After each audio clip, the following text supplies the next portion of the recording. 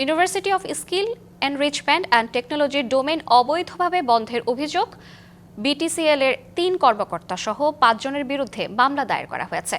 ঢাকার সিএমএম আদালতে মামলাটি দায়ের করেন প্রতিষ্ঠানটির উপদেষ্টা তাজুল ইসলাম। মামলা গ্রহণ করে সিআইডিকে তদন্তের নির্দেশ দিয়েছেন আদালত।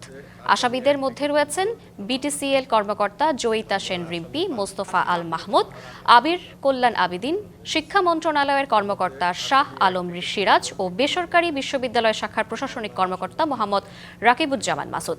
মামলার অভিযোগে বলা হয়, ডোমেইন বন্ধের পর তা সমাধানের জন্য সংশ্লিষ্ট কর্মকর্তাদের সাথে যোগাযোগ করলে তারা বাদীর সাথে দুর্ব্যবহার করেন এবং একপাক্ষিক আচরণ করেন। এছাড়া বিশ্ববিদ্যালয় কর্তৃপক্ষকে নানা হুমকি ধামকির অভিযোগও তোলেন তারা।